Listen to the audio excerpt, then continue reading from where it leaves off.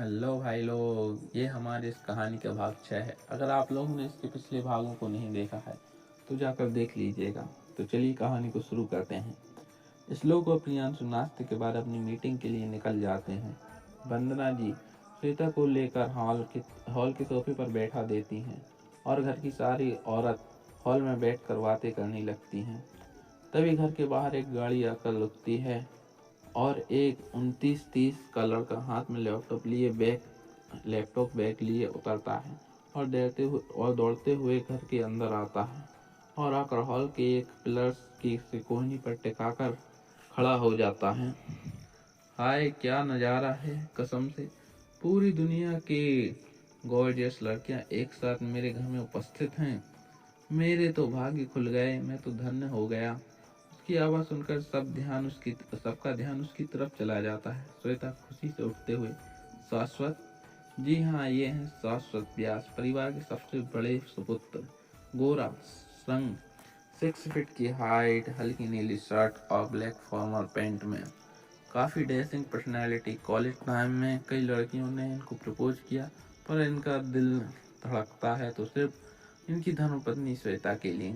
श्वेता को हड़बड़ी में उठते देख बैग वहीं छोड़कर उसके पास आते हैं। उसका हाथ पकड़कर, शाश्वत आराम से श्वेता, यही हूँ मैं।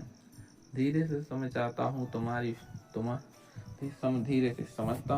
फीलिंग। 15 दिनों बाद आया हूँ, मगर थोड़ा सब्र करो, ऐसे सबके सामने अच्छा नहीं लगता। कमरे में चलते हैं, फिर चाहे जो कर लेना।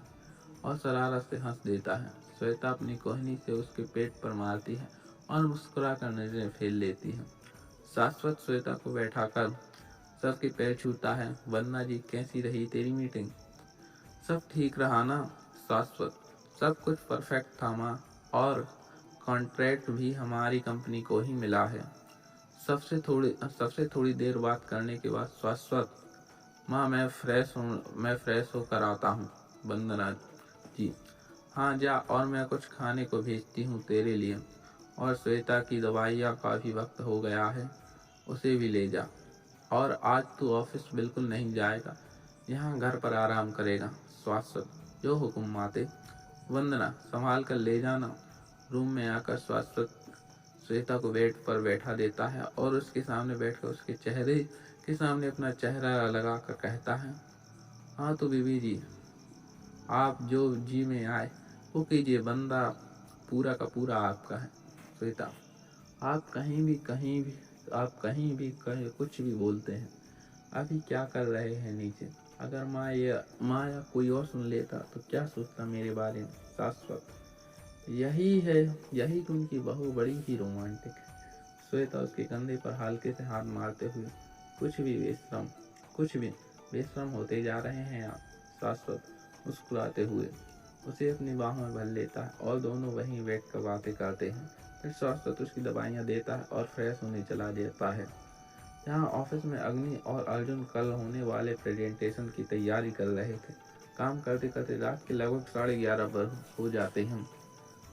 तभी अग्नि के फोन बजने से दोनों का काम से ध्यान हटता है। अग्नि, हाँ राघव बोल। राघव, आप दोनों अभी तक ऑफिस में ही हो ना? वक्त पे ध्यान दिया आप लोगों ने? अग्नि गाड़ी की तरफ देखते हुए, अरे यार इतना टाइम हो गया, काम के चक्कर में पता ही नहीं चला। राघव, हम तभी तो फोन किया मैंने, तुझे पता था ना आप दोनों ने काम के चक्कर में टाइम पे ध्यान नहीं दिया होगा।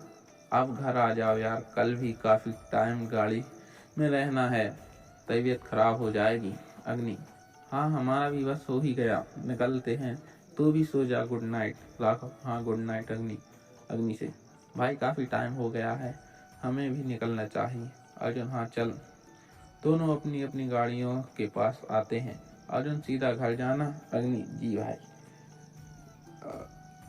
अग्नि सीधे अपने घर जाती है। फ्रेश होकर जैसे ही वॉशरूम से बाहर आती है, देखती है उसका फोन बार बार बजे जा रहा है। कॉलर का नाम देखकर उसके चेहरे पर स्माइल आ जाती है। अग्नि मुस्कुराते हुए उधर से डांट पड़नी शुरू हो जाती है। बस हाँ हूँ इतना ही है, तेरा वहाँ अकेले रहते रहते तुम और ज्यादा शैतान हो गई हो। हो गई अग्नि, ना कॉल करती हूँ ना खाना खाती हूँ।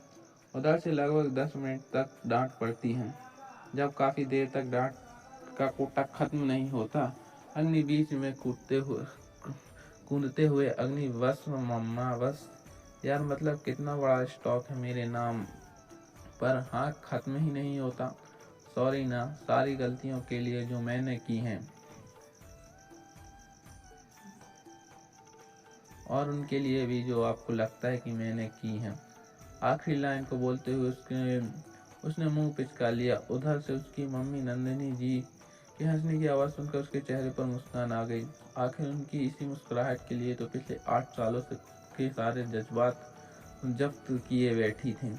कुछ देर बात करके उसने नंदिनी जी को सोने के लिए बोला और खुद लैपटॉप पर पुणे में होने वाली मीटिंग की तैयारी करने लगी। अगले दिन नाश्ते के वक्त विजय जी, श्लोक, शाश्वत और प्रियांशु एक बड़े कंस्ट्रक्शन प्रोजेक्ट के बारे में बताते हैं। विजय, ये हमारे लिए बहुत अच्छी अपॉर्चुनिटी है। अगर ये गवर्नमेंट प्रोजेक्ट हमें मिलता है तो हमारा बहुत फायदा होगा। और सबसे बड़ी बात, ये प्रोजेक्ट किसी सरकारी फ्लाईओवर या किसी सरकारी भवन का नहीं, ये अनाथ बच्चों और बेसहारा बुजुर्गों को आशा देने के लिए सरकार का एक बेहतरीन कदम है। और अगर हमारी कंपनी को यह मौका मिलता है तो ये गर्व की बात होगी। तीनों ही उनकी बात से सहमत होते हैं। फिर विजय और कपिल जी उन तीनों से ऑफिस में इस बात पर डिस्कस करने को बोल कंस्ट्रक्शन साइट के लिए निकल जाते हैं। नाश्ता करके तीनों भाई भी ऑफिस के लिए निकल जाते हैं। यहाँ राघव भी अग्नि और अर्जुन से राजवंश जी के साथ होने वाली मीटिंग के बारे में डिस्कस कर रहा था। राघव, दी ये जमीन लीगल है या मिस्टर राजवंश के परिवार की पुश्तैनी जमीन है? मैंने इसके बारे में सब पता कर लिया है और कंस्ट्रक्शन टीम से मेरी बात हो चुकी है। वो कल मीटिंग से पहले आपको रिपोर्ट करेंगे और सारी इन्फॉर्मेशन देंगे। अर्जुन, ग्रेट छोटे, चल सब अच्छे से संभाल लेना। अग्नि, हाँ राघव, सारी इन्फॉर्मेशन तुमने बहुत अच्छे से कंप्लीट कर ली है। राघव आंखें मटकाते हुए, अच्छा ऐसा है तो मेरी ट्रीट। अग्नि और अर्जुन हंसते हुए उसे एक चॉकलेट देते हैं, जिसे देखकर राघव बच्चों के जैसे खुश हो जाता है और दोनों को गले लगा लेता है। अग्नि और अर्जुन पुणे के लिए वाई रोड निकल जाते हैं। अर्जुन ड्राइवर करता है और अग्नि एक ट्रक गाड़ी से बाहर देखती है। गाड़ी में बिल्कुल शांति बरस रही थी। अर्जुन बीच बीच में अग्नि की ओर देखकर उसका चेहरा पढ़ने की कोशिश कर रहा था और उसका चेहरा बिल्कुल भावहीन था। वो जाने किस सोच में डूबी शून्य में देख रही थी। वो लोग मुंबई के बाहर आ चुके थे। रोड खाली था और अर्जुन ने गाड़ी की स्पीड बढ़ा दी। हल्की हल्की बारिश हो रही थी, ठंडी हवाएं और चारों तरफ हरियाली का माहौल काफी अच्छा था। थोड़ी देर बाद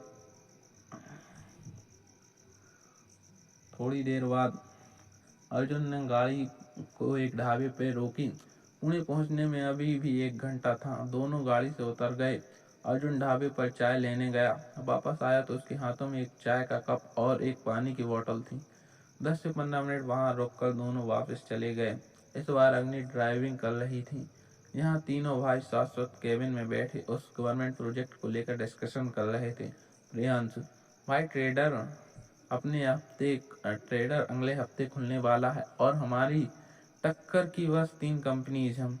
मुझे नहीं लगता ये ज़्यादा मुश्किल होने वाला है। शाश्वत, हाँ तू सही बोल रहा है, मगर सरकार किन्हीं 2 कंपनीज को पार्टनरशिप में यह प्रोजेक्ट कंप्लीट करने बोलेगी और अगर ऐसा होता है तो टक्कर की कंपनीज में शेखावत भी है और जिसका हमारा 36 का आंकड़ा है। यहीं पर इस कहानी के इस भाग का अंत होता है। आप लोग नेक्स्ट भाग के लिए ज़्यादा से ज़्यादा कमेंट कीजिए।